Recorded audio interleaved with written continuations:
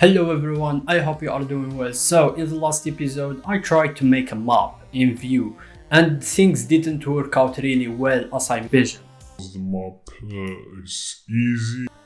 But I searched about creating a map in JavaScript. Now I'm trying to apply it into Vue, and in this Vue devlog I will make sure that you will learn how to create a map in Vue.js, your own component.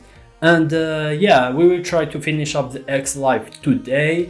So in the next episode we will deploy it, and yeah, let's get started.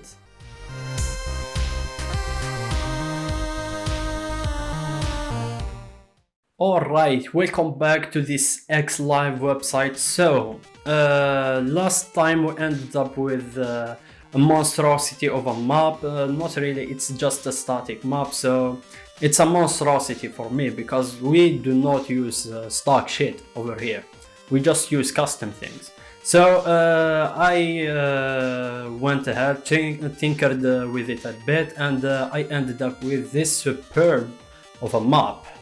But how I ended up with this, so there is actually two methods to do it, but I made my own method, which is the second method. The first method was the one that I found while I was searching for it, but man, that was a hell of a garbage code for me to put into a clean Vue application.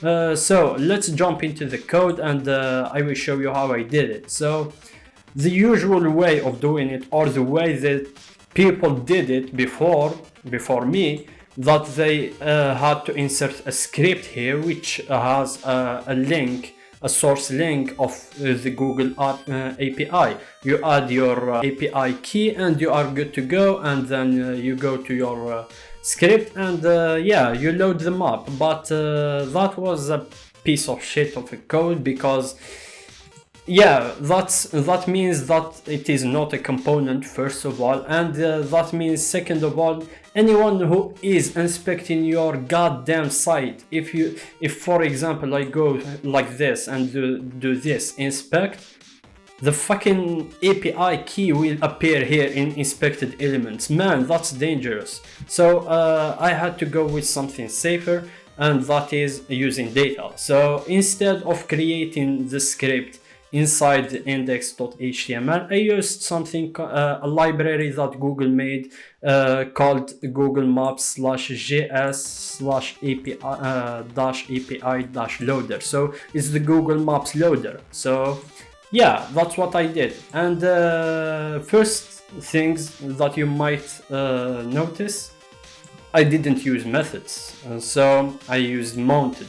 Mounted is a lifecycle hook for Vue. There is a lot of lifecycle hooks. There is created, before mounted, mounted, before created, and other ones. So mounted is when your website is mounted, when your website is actually appearing on your user's page. So yeah, that's the moment when you need to load your Google Map. So how I did it, I created the loader from the library that we just installed. Of course, you have to import it over here, and then I created the loader. I used my API key, and yeah, the version is weekly. I don't know what does that mean, honestly, but yeah, it's there. And then I will use that loader to load my map. So it's an async operation. That's why I marked the mounted lifecycle hook with async here, so it won't lag the website.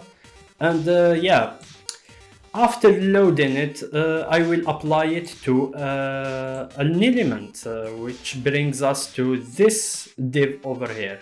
In the last episode it was an iframe. I removed that, and I added a reference for this div. So the way I want it to work is I will use references which is bound to Vue, instead of using the find the get element by ID that we use in vanilla JavaScript.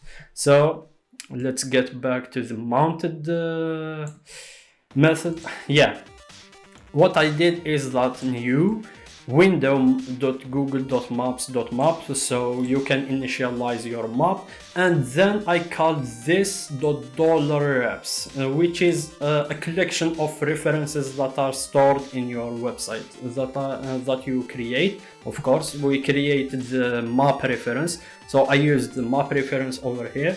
I even didn't bother changing the center of the longitude and the latitude for God's sake, why? I don't know. Anyways, I added the zoom, I disabled the default UI. So let me enable for you this. This is the UI control, and I really don't want that in my website. I just need the map card, so I went ahead and disabled it. So to disable it, you just do disable default UI to true. And then there was the biggest one, then the one that made me suffer this whole 2 episodes. Easy. It was styles, how to style the map. So actually I ended up scraping all that link, I didn't use it at all, and instead I used the JSON code that I got from the Google map wizard, and yeah. That's a lot of JSON code, and you don't really need to read it. You just need to assign it to the styles, and that's how I ended up with this map. Yeah. Now what I am going to do is, as you might see here, we are in the home page, and we are messing up our reputation of clean code. So I'm going to create a new component with the view, and I will make it work. Several song-filled hours later. So actually, guys, we managed to do it. Yeah, let's check it out. Well, it's basically the same shit as the one that you see in the beginning of the video. But anyways, let's jump into the code and see what I added.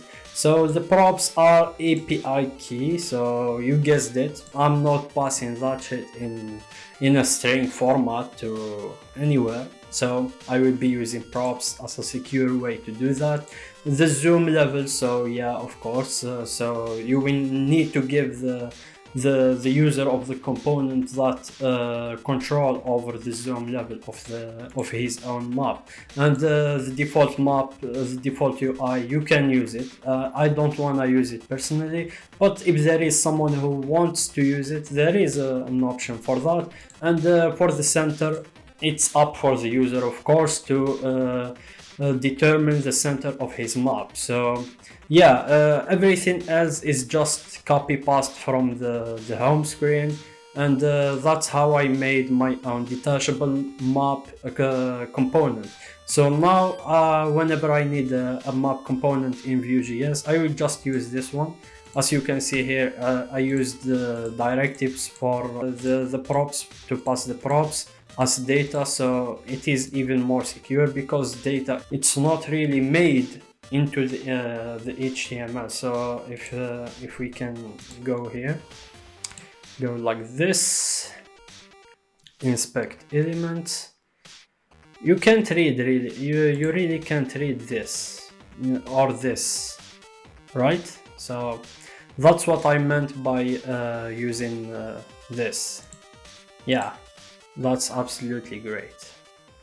And yeah, now there is a small space here that I will need to fill, and I'm going to fill it with these layouts. I will grab them, insert them inside that place, and yeah, and we will call it a devlog. A little longer than a few minutes later. Alright, so we adjust this, and voila, we are done. So yeah guys, that was it for today's devlog. I hope you liked it. I hope I delivered on it. So what left on the website? Just the responsive and the deployment, which are programmed for the next devlog. And yeah, if you like the video, please like, share and subscribe, and if you don't like it, please smash dislike, I don't care. So let's meet in the next episode of the Vue devlog series.